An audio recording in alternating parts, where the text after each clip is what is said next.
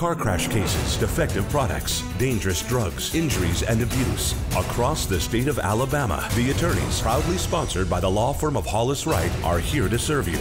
Your tough legal questions answered by our experts. The attorneys with Josh Wright from the law firm of Hollis Wright and host David Lamb.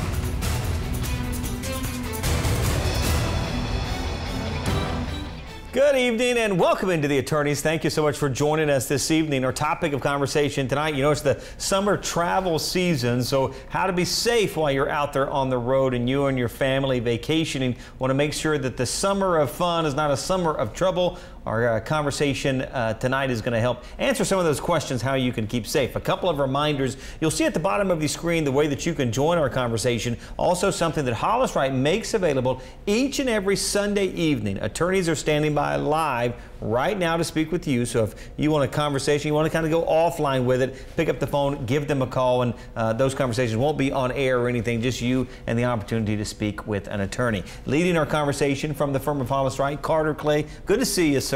Good to see you, David. I want to let the viewers know that one thing that we're doing right now is that we are offering a contest, and I want you to kind of give a little bit further explanation about what that contest is. But essentially, we're giving away 2 iPad Airs associated with liking and sharing Facebook posts. So could you tell the viewers just a little bit about what we're doing? This iPad, an iPad Air just like this, 2 of these are going to be given away. It's pretty simple. All you have to do, go to the Hollis Wright Facebook page. If you'll search the term Hollis Wright on Facebook, you'll be able to find them there on Facebook. Like that page and share the post you see. There's a Sunday evening post that you'll see once you go there. All you have to do is like the page, share it. If you do those 2 things, you're entered to win, and then they're going to give away a couple of iPads coming up a little bit later. So go ahead, take advantage of that. Head to the Facebook page, like it, and share that Sunday evening post. Yeah, and just as a little bit of an explanation as to why we are doing this, we've never done this before. Right. But one of the things that we do during the course of the show is that we have lawyers standing by to answer questions, and we get a lot of feedback from individuals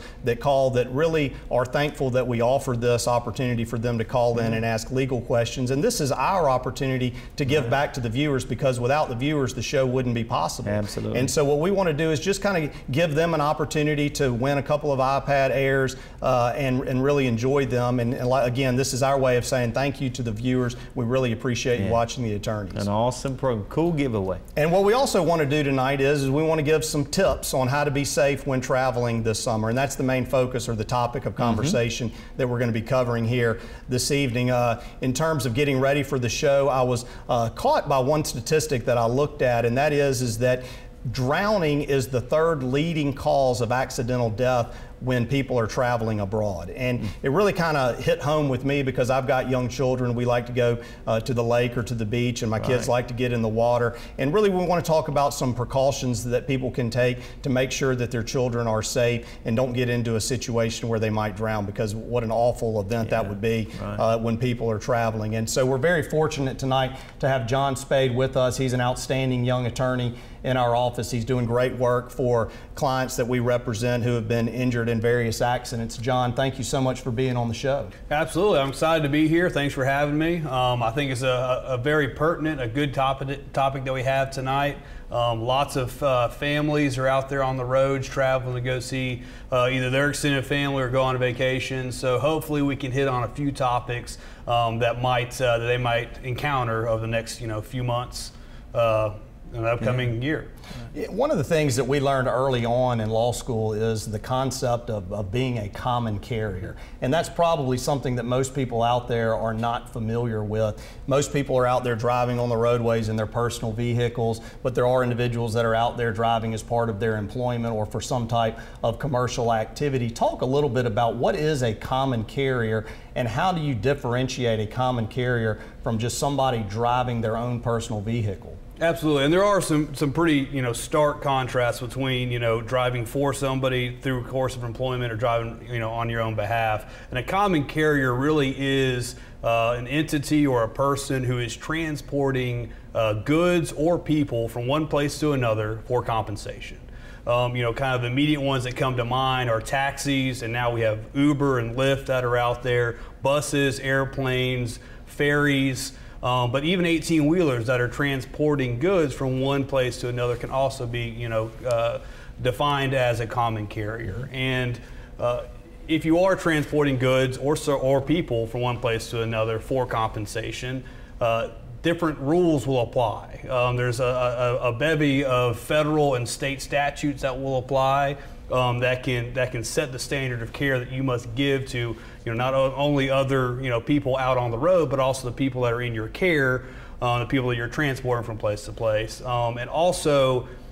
Common carriers do have to comply with a kind of a heightened negligence standard as well. So there's a number of things that are at play when you're transporting people or goods. Yeah, and the reason why this is so important and relevant to the topic that we're talking about is that motor vehicle accidents are the #1 cause of accidental injury or death out there when people are traveling. And so understanding the distinctions between getting in an accident with just somebody driving their own personal vehicle versus getting in an accident with a commercial truck driver, or perhaps getting in an accident if you're riding in an Uber or a taxi, there are some distinctions there, and those are some of the things that we want to talk about here this evening.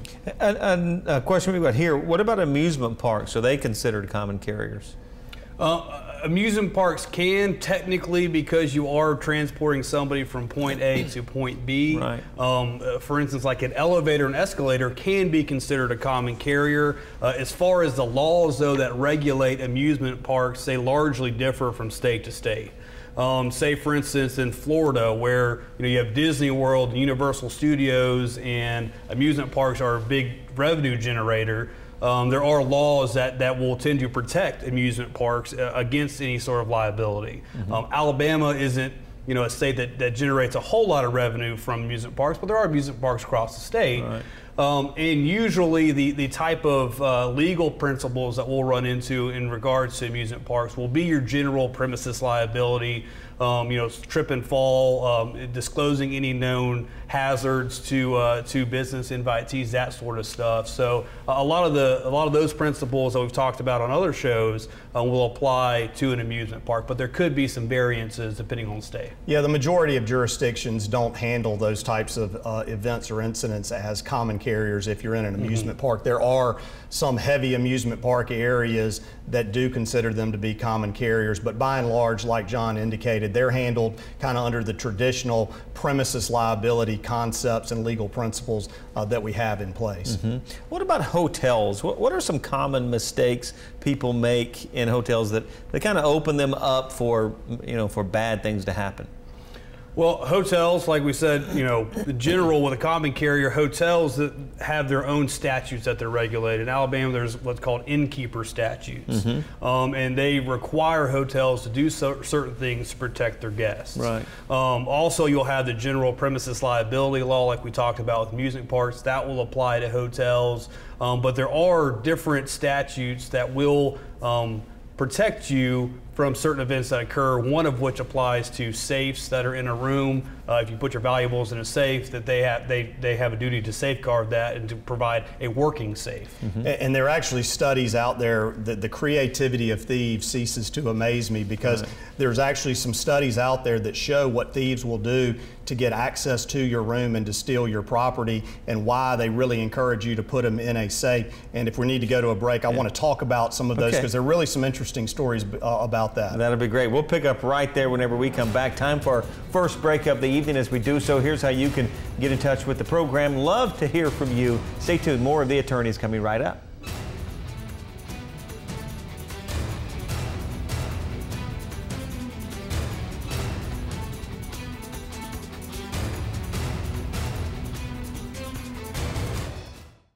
I'm Josh Wright with the law firm of Hollis Wright, a personal injury law firm. Thank you for watching The Attorneys. Now, we hope you, a friend, or a loved one never needs legal counsel for a case. But if you do, the goal of the show is simple: provide answers and legal counsel when you need it the most. Your call to the show is free, so if you have questions specific to the show or related to other accident or injury-related topics, you can call, email, or text us. Or you can also follow us on Facebook or Twitter, or simply contact us by going to hollis-wright.com and click on the Contact Us link. We know your time is valuable, so thank you for spending it with us watching The Attorneys.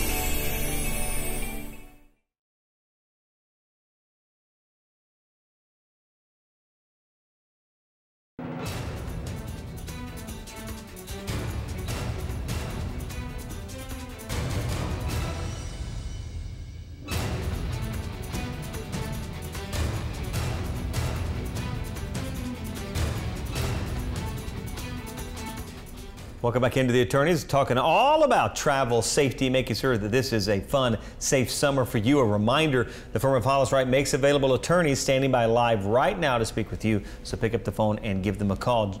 Carter, when we're headed to break, some more interesting thoughts about the hotels and how to be safe? Yeah, there was a show out there and they were highlighting these types of tips and advice to give people that were staying in hotels and giving them a heads up on what some of these thieves or criminals are doing to gain access to your room. And two things that I wanted to mention is there are actually people that will kind of loiter or hang around the check-in area. And what they will do is they will be in earshot of the individual employee that's helping you, getting you set up and giving you your room keys, and they will listen to see whether or not somebody says your name, and then they get your room number. And once they've got your room number and name, they can literally watch and see when you come and go from your room, and then they can go down there in some hotels and say, hey, I'm Mr. So-and-so in room so-and-so. I lost my key. Can I get another key to that room? And there have been many instances where hotel employees who were not properly trained would actually give them a key. Wow. And then another instance they had was where an individual would just walk up and down the hallways, and he would identify cleaning crews in the rooms, and he would just go into the room and tell the cleaning crew, oh my gosh, I've got to make a very important phone call. Could you step out while I make this phone call, and then you can come back in and clean? And if they didn't lock their stuff up in the safe, they just had free run, put everything in his pocket and left. So those are the types of things that you have to be careful about when staying in hotels, because they're very creative in terms of what they will do to gain access to your room. Man, you got to watch out. Another thing, a lot of folks take cruises over the summer, really popular. Any tips on how to kind of maintain and make sure that your cruise is a safe one? Yeah, absolutely. The main things that Carter was saying about hotels will also apply on the cruise ship as far as your room and trying to be safe when you're checking in, that sort of stuff, protecting your own personal information. But cruises are specifically difficult because the injury might not happen at port. It might happen while you're in international seas, might happen while you're in the Caribbean or wherever you might be. So you need to determine where the injury actually occurred, because a lot of times that state, if it is a state, or that if it's an international water, whatever, that will determine what law applies. Okay. And also the statute of limitations differs, whereas in Alabama, for say a personal injury accident, you have 2 years from the date of the accident to bring your cause of action, or it's forever barred. In cruise ships, we see it's usually about a year. There's also a notice requirement, and that could be just a few months after the injury. So you have to give the cruise ship notice and then file the lawsuit within a year, or your claim can be barred. So there are some difficult hurdles that you have to overcome that relate specifically to a cruise ship. And also, we didn't really touch on this with the amusement parks, but when you sign up for a cruise, you'll sign a passenger agreement, which will have some release language or waiver language. Also will likely have what's called choice of law language, which will actually say what state's law applies. For instance, if you're going out of Florida, it might say Florida law applies to all claims and all injuries that occur on the vessel. So there's some nuances that you have to go through for a cruise ship. Yeah, and what John is referring to about a waiver and a release of liability is we've all seen that at amusement parks, cruises, ball fields. Maybe it's on the ticket where basically it says you assume the risk of injury when you come in here, and if you're injured on our premises or on our cruise ship, you're releasing us from any responsibility or liability. Now, a lot of those types of waivers or releases get struck down by the courts because they're against public policy and they're unconscionable, because if you're in the business and you're trying to make money off people coming onto your cruise ship, it's not right for them to be able to get released automatically from any further liability. And so those can be heavily scrutinized and struck down. The other thing that I would mention in addition to what John said is that a lot of these cruise ships have what they call forum selection clauses within their agreement with the passenger. And what a forum selection clause is that even if you live in Alabama, Michigan, wherever, if you're injured and you file a lawsuit against us, you have to bring it in a certain state and within a certain venue. And a lot of them are like in the Southern District, say federal court, where Miami is, because that's where a lot of the cruise ships are based and that's where they're out of. And so Ultimately, the point is this. If you get injured on a cruise and you're looking to take legal action or file a legal claim, you need to get to an attorney as soon as you can, because the attorney has to navigate their way through all of these issues and evaluate all of these issues to see if you have a viable claim. We're making our way through all the different things folks do over summer. So cruise ships, go as a family. Also, something that is really popular in the Birmingham area is to send the kiddos off to a camp. So what kind of protections are in place to keep our kids safe, and any sort of liability there that the camp has to do so? Of course, you'll have the general premises liability. If your kid trips and falls while he's at camp, that sort of stuff will apply, as it will with most of the places that you go. But also, camps do have certain requirements as far as vetting procedures that they have to do before they hire camp counselors. Right. They have to go and do background checks for any sort of sexual assault or any prior convictions of any heinous crimes. That sort of stuff can come up. So if they don't do that and something were to occur, that could get you to some sort of a liability. But also, going back and touching on the waiver that Carter had mentioned, if you're sending your son or daughter off to football camp, for instance, which is kind of an inherently dangerous activity, there might be a waiver in there waiving any and all liability of personal injury. Right. So those are other things that you have to consider when sending your kid away to camp. And I would ask these questions. Number one, how many adults do they actually have at the camp? Not just counselors who are probably high school students or college age students. I want to know how many adults are actually there supervising even the counselors. And then number two, what kind of nursing station do they have, and what are the qualifications of the individuals there to provide emergency medical care? Do they have a doctor there? Do they have just 2 or 3 nurses? What kind of nursing facility do they have? And what is the supervision that these adults have over the counselors and the campers? Who's watching out to make sure that they're not doing something that they shouldn't be doing? Right. Yeah, some good tips. All right, up to our final break of the evening. As we head to break, a reminder, you really want to like the firm's Facebook page. If you just search Hollis Wright, you can like the Facebook page. Right in the middle of this program, get this giveaway, giving away 2 iPad Airs. All you have to do is like the page and then share the post that you see there on Sunday evenings. So like and share, and you're entered to win an iPad Air. Going to give away 2 of those. A couple of weeks remaining, so go ahead and get on it. Like the firm's Facebook page. Stay tuned. We're coming right back.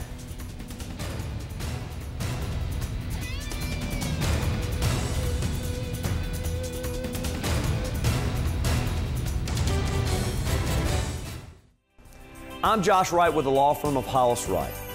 Now, serving on a jury can be confusing because there's some information that the attorneys in the case aren't allowed to tell you. And in wrongful death cases, it might surprise you. In tonight's Legal 4-in-1, we're answering the question, what evidence is allowed in a wrongful death case? That's a case where one person's conduct caused the death of another. A wrongful death case is a civil cause of action for someone's death where money damages may be awarded, not jail time. In these cases, a lawyer can only talk about punishing and deterring the defendant for causing the death. That leaves out a lot of information about the person who died, including how that person's death has affected his family and his community. The reason lawyers only talk about punishing and deterring the defendant in these cases is this. In a death case, at the end of the trial, the judge will read a jury charge which says the following. The damages in this case are punitive and not compensatory. Punitive damages are awarded to preserve human life, to punish the defendant for its wrongful conduct, and to deter or discourage the defendant and others from doing the same or similar wrongs in the future. This means that in Alabama, lawyers cannot talk about how great the loss was to a person's family or friends for that death. They can't talk about lost wages or the financial impact on that person's family. Lawyers can't mention how much that person loved his wife, kids or grandkids, or what it would have meant to walk a daughter down the aisle, for example, in her wedding. In short, lawyers cannot talk about all the things that a person who died at the hands of another missed out on in his own life. In Alabama, the legislature said you can't put a value of someone's life. So as lawyers, what we can do, the only thing we can do, is ask that the defendant is deterred and punished for the wrongful conduct that caused the death in the first place. We can ask that the jury send a message, a loud message, to prevent such types of death in the future. For example, if a truck driver caused a crash where someone died, the jury can send a message by making the truck driver pay money damages. The hope is that other drivers will be discouraged from the dangerous conduct that caused the death. As attorneys, we often wish we could submit more evidence to the court about the person who died, but unfortunately, we can't. If you are ever a juror on such a case, please keep in mind what I've told you today about wrongful death cases. Remember, your call, email, or text to the attorneys is free. All of us at Hollis Wright want to help answer your questions on real issues you face. A competent lawyer will respond to every question you send in. That's our pledge and promise to you.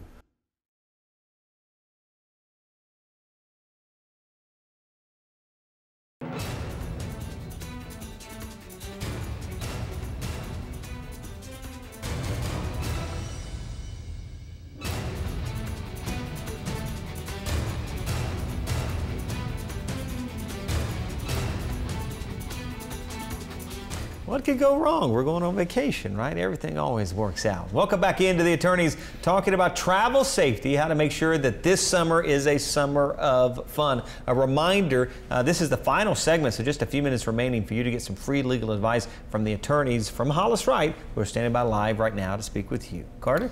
Let's talk about modern day taxi service, All right. Also known as Uber, Lyft, Right. and probably a whole host of other companies that are trying to jump in that space and provide transportation to individuals like you and me while we're on vacation. It's a very important topic to discuss. We could probably do a whole show about it given the importance of it. Right now, there are about 400 Uber drivers in Birmingham, about 30,000 in New York City. Heavens. And a lot of people getting rides from Uber and things like that. Great service, and they've done a great job for me. I use them as probably all of us probably do from time to time. But individuals out there need to be aware of perhaps some differences between riding with Uber versus obviously riding with a friend and something along those lines. And so, John, talk a little bit about those types of Uber services that are out there and give the viewer some ideas of those differences or distinctions. Well, first off, if you're riding with just say your friend, Alabama has what's called a guest passenger statute. And I won't get too much into detail, but it can be a bar to any recovery versus where if you're paying for a ride through taxi, through Uber, through Lyft, you can get from outside that statute, which can bar your liability. But Uber also has some kind of interesting caveats as far as their insurance goes, that sort of stuff. And technically, when they're on app, when they're either going to pick you up or you're in their vehicle, then Uber has kind of an umbrella of insurance that goes over just what they might have on their standard vehicle. So there are some nuances with insurance as far as Uber drivers go. You won't be barred by the guest passenger statute.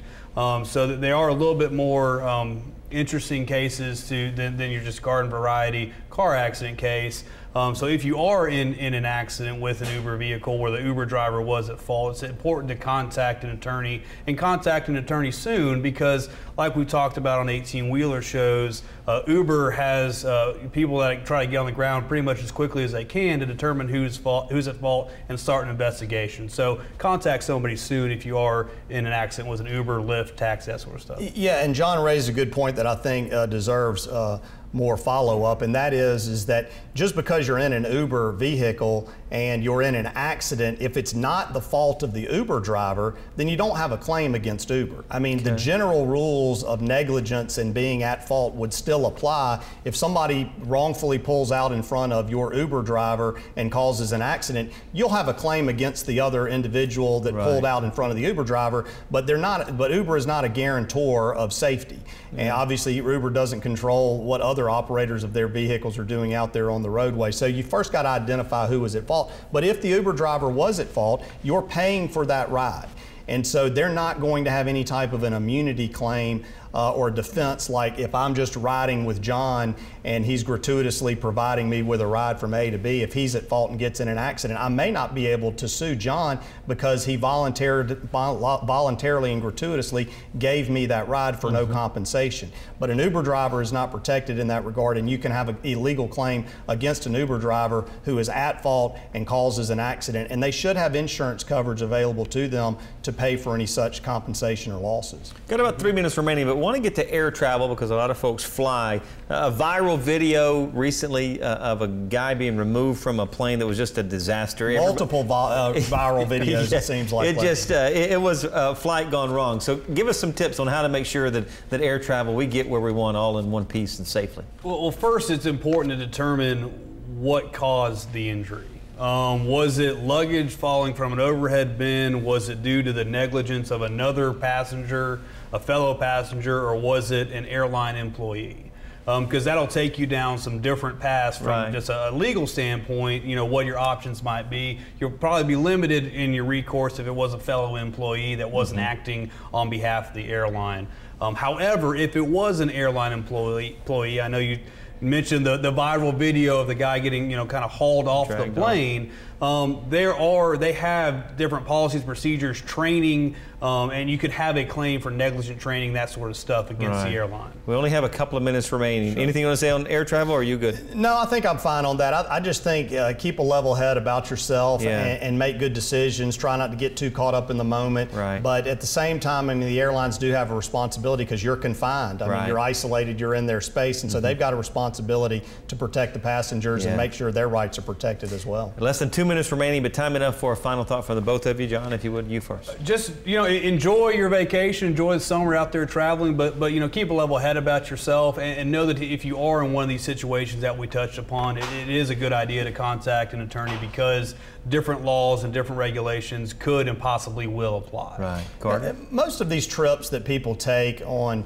cruises and getting on airplanes and getting on trains and going to amusement parks, you can do a lot of research about these industries online. Right. Find out if they have a passenger bill of rights. Find out if they just have a bill of rights for any type of person that is staying with them in hotels and those types of things. Find out what your legal rights are and find out what you should do if you feel like your legal rights have been violated or if you've been injured, because that will be really helpful in terms of getting that to the attorney. Yeah, do your research. Gentlemen, thanks so much. Hey, a reminder, this iPad could be yours. All you have to do, go to the firm's Facebook page, search Hollis Wright. All you have to do is like and share what you see there, and this iPad could be yours. Going to be giving away 2 of these, so take advantage of that opportunity. Just go to the Facebook page right now, like and share, and you are registered to win. Hey, thanks so much for being with us as always. We really appreciate it. We'll see you next time right here on The Attorneys. Thanks for watching The Attorneys, sponsored by Hollis Wright.